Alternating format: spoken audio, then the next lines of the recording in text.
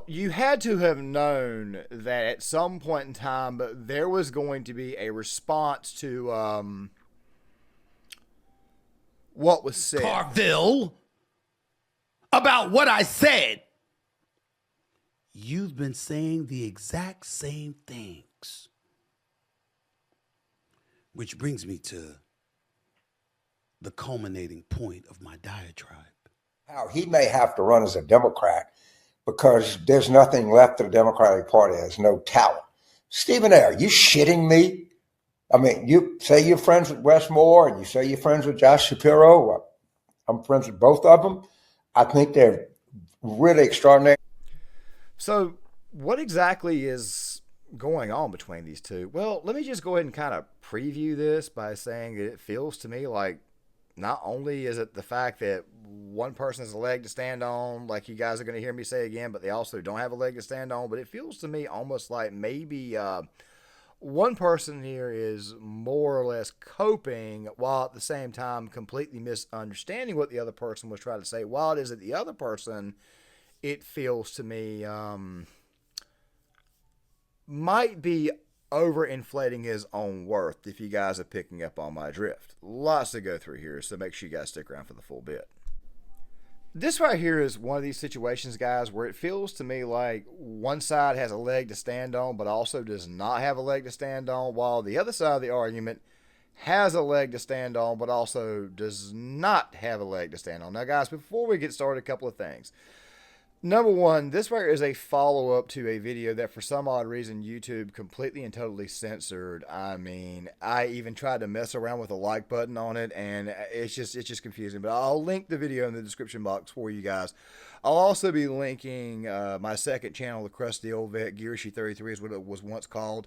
I'm going to be linking that in the description box as well as probably 2 videos from that channel. I want to go ahead and kind of get that channel kind of like back out there once again because I'm going to start back posting to it sometime in March. And also something else too that I want to kind of quickly address, won't take but a second here, but recently I've been posting a little bit more political videos, a little bit more than I wanted. Obviously going into this year I wanted to kind of tone that down and go ahead and go to the new type content that I've been working on for a while. As many of you guys have known, since last summer I've had some issues with health that let's just say that when you're in and out of the hospital, it's a little bit harder for you to concentrate, so therefore you're kind of like left with more ideas, and obviously you got to filter those ideas into videos and all that type of stuff there. But of course that type of content should start sometime in March or April time frame.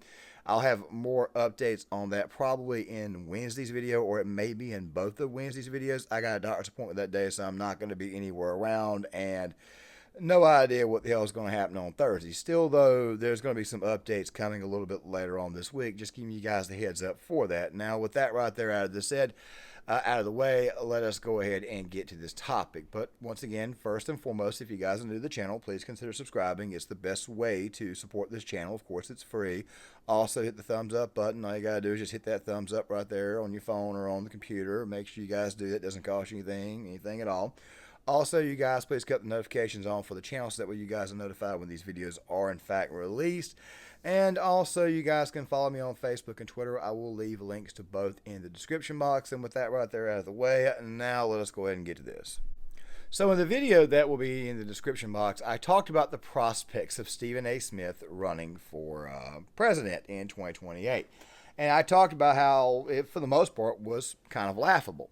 Of course, former Democratic Party strategist, Raging Cajun, James Carville, he had some things to say about that, which we will revisit here in a second. And of course, Stephen A. Smith responded to said criticism. Now, guys, real quick, I want to touch on something really quick before we go any further from the video that I released this past Friday. I talked about the possibility of 2028 more than likely being an Afrocentric campaign. And of course, this person in the B-roll footage who was given an award, a BET award the other night, had a bit of a speech. Will be written not simply by whoever occupies the Oval Office, nor by the wealthiest among us. The American story will be written by you, written by us, by we the people. I thank you. God bless you, and God bless the United States of America. Trust me, they're not going to want to fully get away from her. I'm being dead serious. She probably still remains their top choice for 2020. As a matter of fact, she polls as their top choice, as her top choice, still is. But don't worry, we'll talk a little bit more about that towards the end of the video, and also to go on top of that, we'll be talking about it a little bit later on this week, because I do have a video on the donors and what's really and truly going on as far as the polling is concerned. But let me go ahead and get back on track. Okay, now you guys obviously heard that. We're going to come back to this in a second, but let me give you an update to also something else that happened in that previous video, which in a way kind of asserts my points about it being an Afro-centered campaign for the Democrats in 2028. For me all week, you've been nervous all week, but I ain't afraid of the spooks that sat at the door. These runaway slaves hiding in the White House gonna throw my picture up thinking that I'm gonna be afraid. If you got real courage, don't show my picture. Show the picture of the one that fired the black Joint Chief of Staffs from the military. If you gonna show... And this right here, just to give you guys a bit of a heads up after what you just heard, which of course that was geared towards black conservatives, black Trump supporters. There is going to be a video a little bit later on this week talking about the death and downfall and future and what this particular political party can do. But I'm pretty sure you guys can already see that it is decided to go the way of a certain color. That meaning the way of a certain color, as in the politics, of course, the woke politics are more than likely never going to be going away. The fact of the matter is this right here. It's probably going to be Afro-centered. Now, I haven't really heard anybody complain about James Carville or him pointing out the fact or saying that that right there could be a problem. However, if we think about what he was saying the other day, he, for the most part, was kind of open to just about anybody and everybody. The problem is that it looks like Stephen A. Smith is reminding James Carville, when I listen to all this, that they actually are in agreement with I got news for you, dude. There's 6 or 7 other people in the Democratic Party that are just that talented. So before you start running your fucking mouth off about politics, a topic of which you really don't know anything about, you ought to sit back and think about it and call some people and run it by them. But don't let your political stupidity stand in the way of your outspoken and I think often insightful views when it comes to American sports. I got the impression that James Carville was trying to say, stay out of it. Let us take care of it. Let us handle it. However, when Carville says something along the lines of you're great at sports, I really don't think Carville believes that. As a matter of fact, I'm going to go ahead and say it right now. As somebody who actually likes Stephen A., even though I don't agree with him on politics, I've made a lot of videos about Stephen A. Smith going after him over some of his very, very bad takes. I have said for many years that I think that Stephen A. Smith is nothing more than a parrot. You send him out there to quote certain things, while at the exact same time, I've always said that Stephen A. Smith was a bit of a novice when it comes to sports. It just so happens to be that he's got very good script writers. But of course, that agreement cannot come without somebody trying to assert out there just how big and bad they are, like Stephen A. Smith did in the first half of this rant. What kind of havoc I'd wreak if I sat down for a few weeks and just buried my brain and my face and my mind into the nuances of politics and what transpires on Capitol Hill. Are y'all sure y'all want that smoke? You sure about that? I mean, because it's like you're daring me to, Mr. James Carville. It's like you're daring me to. You sure? Are you sure? Might want to think about that. Because you see, for the most part, it sounds like straight up aggrandizing and Stephen A. Smith bloviating and inflating his own worth than what the hell it really and truly is. But like I said, though, the man does, and I've said this before, does get it right from time to time.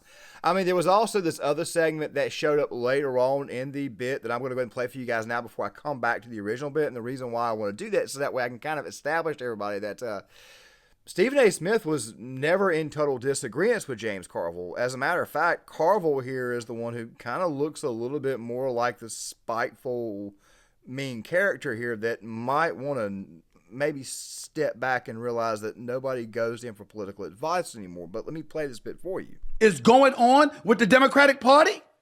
That's what it takes? So respectfully, you're wrong. And you know you're wrong. Now, there's a lot of people that should have listened to you, and they made a mistake by not listening to you. I'm the exact opposite. You were one of the people that I was listening to break down the problems with the Democratic Party. But in that sound that I played for our audience, I noticed that there was a level of inconsistency there. You talked about going to see she should go and interview and sit down with everybody, the Joe Rogans of the world. The list goes on and on. Well, it's funny, sir, Mr. James Carville. I'm reading an article from Newsweek in November. And in that article before the election, you were talking about how you didn't like her strategy, or in the immediate aftermath of the election, I'm sorry. You were lamenting how you didn't like the fact that she was sitting down with everybody. Actually, I think it wasn't before the election. You were talking about how you didn't like the fact that she was going to sit down with Fox News, that she was going to go on The View, and all of this other stuff. You were talking about how you didn't like that. Now you sit back talking about, if I'm a Democrat, I'd be around everybody. I'd go talk to everybody. That ain't what you said months ago. That's not what you said. Actually, Stephen A. Smith has got a very good point there. James Carville has been noted as saying that he did not like Kamala Harris's young staffers, even called him the FA word. Can't say it here on YouTube. And he was criticizing the entire campaign and her strategy. He also didn't like the idea of her going on the Call Her Daddy podcast. He didn't like the idea of her going on podcast, period. And for the most part, Kamala Harris didn't really, she didn't exactly allow herself to get in front of the media. And of course, when she did get in front of the media, they had to edit her interviews. I mean, do I need to bring up the 60 Minutes situation? The fact of the matter is that Carville didn't really have a whole lot to work with when he did get on the campaign, even though he was not a campaign manager. And it seems to me like James Carville might be a little bit more out of touch with his own party. And while Stephen A. Smith is agreeing with him on the situation, or said he did agree with him, I think Stephen A. Smith has got, let's just say, I think Stephen A.'s points are a little bit more valid at this moment in time. And yeah, I do believe Stephen A. Smith does have a case to complain, but hey, like I said before, there's definitely more in this conversation to get to. Stephen A. Smith is complaining about the fact that the current crop of Democrats don't really have well, let me back up for a second. Basically, what he was doing was he was criticizing how the Kamala Harris campaign was being ran. He was also at the exact same time criticizing the Democratic Party platform, while also at the same time criticizing Joe Biden's advisors for sending him out there to debate Trump. Of course, Carville has responded to this, and we'll go back to what the original response was. But of course, you guys saw some of that at the very, very beginning, with Carville being very, very colorful like always. We love the Raging Cajun, even though I don't agree with him on anything. I think he's absolutely hilarious. But he has been in the game a little bit longer than Stephen A. Smith, and I think that what's happened here is that James Carville simply misunderstood, or maybe in the quoting George W. Bush, may have misunderestimated what the man was trying to say. But the point is this right here. I don't think Carville was understanding what Stephen A. Smith was saying, but I also think, in a way, maybe Carville was trying to send a shot across the bow saying, stay in your freaking lane, and let me go ahead and play the other half of what Carville had said, and you guys tell me in the comments what you think. When you sit back and you allow your ire to subside, and you embrace the true, authentic words that I was spewing, I wasn't questioning Josh Shapiro. I wasn't questioning Westmore. I'm not even questioning somebody like Harold Ford Jr., who works on the 5 on Fox News. I think that the composure that he shows and what have you, he's a former representative. I think he could do some good things. All of these people are more qualified than me. All of them are more knowledgeable than me. How difficult is it to get knowledgeable about politics if I really, really wanted to make some noise? All it takes is a few weeks and a few phone calls with people that I can clearly talk to because I got them on speed dial. It ain't that hard. It's just not a lane I want to venture into in an official capacity. I'd much rather remain a pundit and a commentator. But if you really, really think, James Carville, about what I said, you've been saying the exact same things. It takes more than a couple of weeks, but it also goes to show you this man's arrogance. But let's go ahead and finish up this last bit, because what Stephen A says at the very end is actually correct. Which brings me to the culminating point of my diatribe. That, dare I say, might make you a bit uncomfortable. Is what I said really the problem?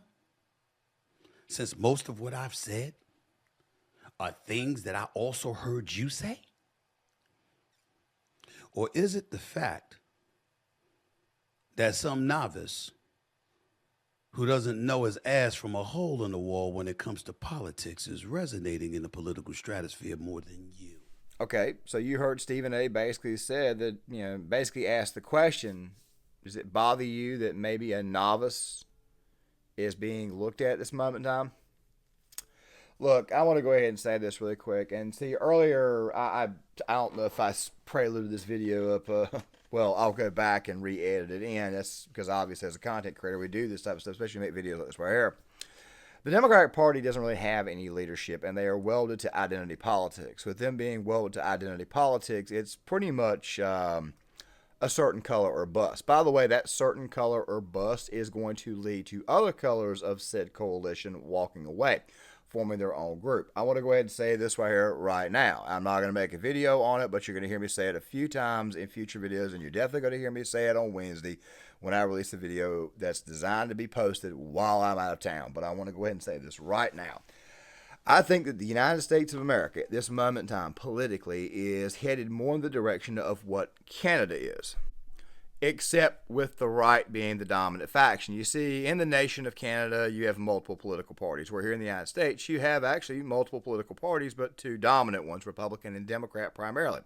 You have Libertarian, you can run as an independent. You do have the Green Party. Some states have like the Constitutional Party. And of course, you've also got other states that have other parties. But for the most part, the predominant factions are what? Republican and Democrat. Where it is in Canada, on the other hand, you've got like 6 separate political parties, one of them being one that's pretty much designed for Quebec, meaning that for the most part it's French.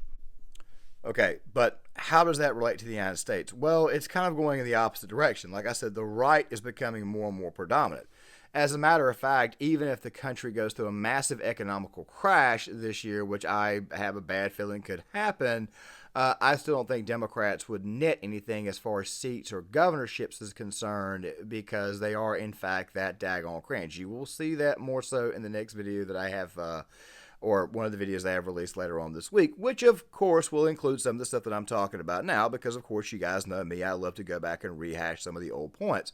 The party is becoming a little bit too Afrocentric, or they're going to be going in an Afrocentric direction, because that's really and truly the meat of their base. If you actually look at each particular racial group in this country and how they voted, the only one that still remained close to 80% or above 80% when it comes to voting for Democrats was black voters.